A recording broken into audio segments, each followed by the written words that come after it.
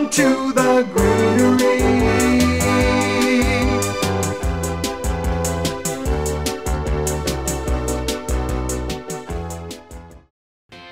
All right, this next one is a type of Nemesia. Now, Nemesia has not made our top performers yet, so finally we thought we'd bring one into the mix here. Nice dark blue variety called Nesia Dark Blue. Nemesia do come in shades of white and pink as well, and then sort of in the blue tones. Typically bought if you like a bit of fragrance in your mix.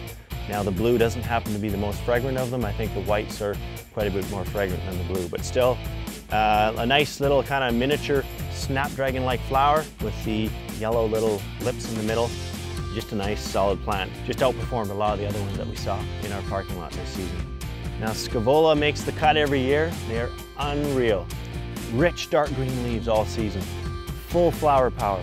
No deadheading. You can't beat them. Typically I've always brought in a blue shade or a bicolor shade into the video. So this year I thought to do something a little bit different.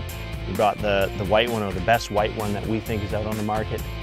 Beautiful fan-like little flowers that come out. I mean, like the Buddleia we talked about, just an absolutely perfect specimen. We haven't done a thing to it all season long. And as well, this one here probably looks familiar to you. And again, out of all the different biddens that we trialed this year, I happen to choose the same one as last season, which shows you it's gotta be foolproof. No mildew, perfect size, not too small, not too large, beautiful flower power. And this variety here is called Bidden's Yellow Sunshine. Excellent in the full sun. We're using them in our mixed baskets. They just are, again, one of the best performing plants we find for our Okanagan climate. Next two pots in front of us here are types of, or varieties of trailing Verbena. Again, we do extensive trialing in over 40 varieties every year of the trailing Verbena family.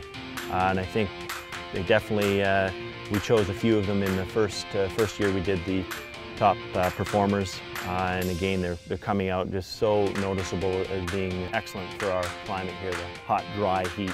These were chosen again for excellent mildew resistance. Verbena has been accused of getting mildew quite easily, but again, not a sign of mildew yet, and we're already in the middle of September.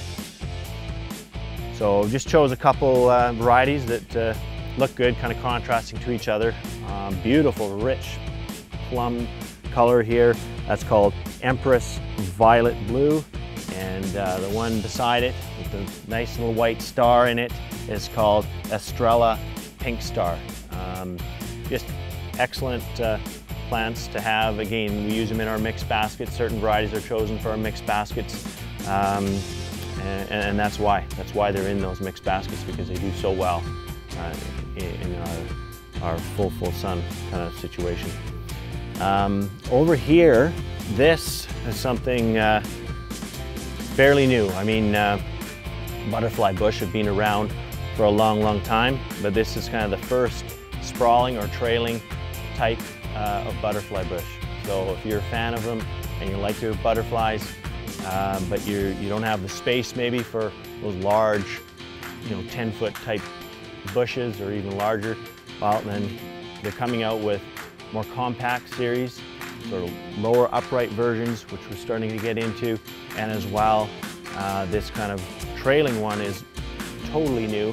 And they give it the name Flutterby Flow Lavender. So the flow, obviously, for that flowing habit that it gives you. There's one other color in the series that's kind of a mauvey pink. So we're hoping that as breeding continues in these families of butterfly bush, that we'll get into some of those darker purple tones and reddish pink shades as well. So for now, we're just sticking to this lavender shade, and we used it in one of our trial beds this year as a border. It was an elm block border, and unreal. It just sort of flowed and cascaded over the edge, and had flower power on it pretty much the whole season.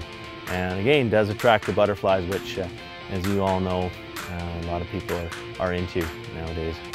This last plant for this year's segment is something completely new for us as well. It is a variety of Hypericum. Now, we have always grown Hypericum in the perennial section. A great durable, drought tolerant kind of, I guess, classic ground cover type perennials with the yellow blooms that somewhat look like this.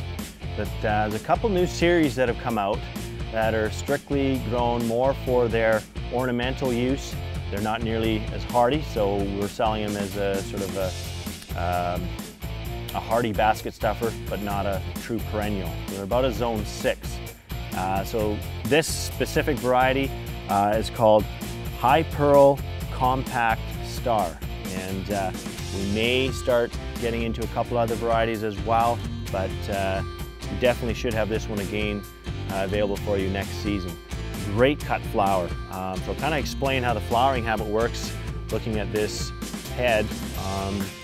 The flowers open up first, so you get this nice yellow flower with the little pistils coming out, and then that center portion of the flower, as the flower is finishing off and the petals sort of fall off or wither away, then it starts to ripen, and it goes from, and gets larger as well. It goes from sort of this yellow shade and then changes to this reddish color, and then they kind of just fatten up over time. And then you get, you know, that would be a head that's completely finished, and you can see, you know, how large those kind of berry-like portions get. And then that could be used as a great little accent in a cut flower arrangement. And I think that's kind of where the idea came with the breeding in these types of Hypericum. Just make a great little sort of late season effect in your flower arrangements.